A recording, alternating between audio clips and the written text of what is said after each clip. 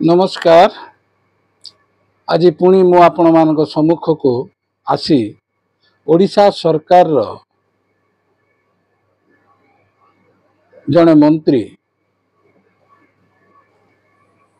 जी कि अमरकोट निर्वाचन मंडली नवरंगपुर जिलार विधायक तथा एससी एसटी एंड ओबीसी एवं माइनॉरिटी रो मंत्री श्रीयुक्त नित्यानंद गंड निकट रे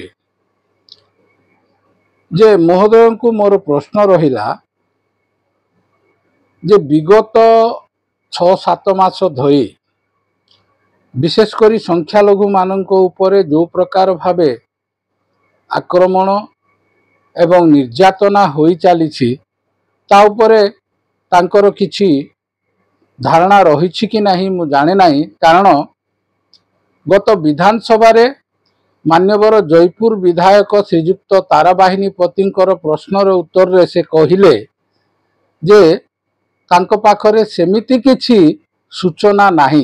इतिमध्ये प्राय 22-23 टी एफआईआर सारा ओडिशा रे हेई सारी थिला ख्रिस्टियन मानक ऊपर अत्याचार विषय रे, किंतु तांको पाखरे कोनोसी सूचना नाही बोली विधानसभा रे से उत्तर रखिथिले। हुए तो जो एफआईआर सबु पंजीकृत होइथिला सेगुडाक हुए तो एफआईआर नथिला किंबा से एफआईआर आधार रे सरकार कोनोसी निष्पत्ति बा न्याय दबा पाई आगो को मध्य आसिले नाही। किंतु से समस्त छाड़ंतु, मोर गोटे प्रश्न जे तांको निज निर्वाचन मंडली रायघर ब्लॉक रे विगत किछि दिन तले गोटे आदिवासी ख्रिस्टियन लोकंकु कबररू काढ़ी पोड़ी देवार विषय रे तांको पाखरे कोनोसी सूचना रही कि? कारण सेतेबेले सेई अमरकोट बा नवरंगपुर एसपी से विषय रे अवगत थिले, जिलापाल अवगत थिले एवं गोटे पुलिस फोर्स फसई पठेई सेथिरे से माने शव सत्कार ख्रिस्टियन रीति अनुसार करने अनुमति देइथिले एवं करा मध्य जाइथिला।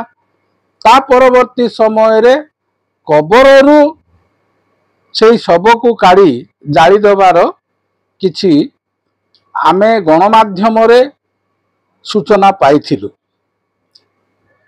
मु ओडिशार मुख्य विरोधी दल विजु जनता दलर संख्यालघु सेल राज्य साधारण संपादक हिसाब रे मान्यवर मंत्री को यही प्रश्न पचारिबा को चाहूची जे निज निर्वाचन मंडली रे जो घटना घटी आदिवासी एवं जने ख्रिस्टियन परिवार उपरे से विषय रे तांकर अवगत रही ना नहीं, से विषय रे से किछि जानी छंती ना नहीं, ना निज निर्वाचन मंडली रो विषय भी मान्यवर मंत्री जानी पारु नाहांती। जदि मान्यवर मंत्री आदिवासी एवं संख्यालघु मंत्री होई मध्य से मानकर समस्या विषय रे अवगत रहु नाहांती, ताहले आमे आ काहाकू कोन कहिबा? ताहले ओडिशा रे जो प्रकार वर्तमान शासन चली से शासन रो व्यवस्था जे किछि तो हो नाही।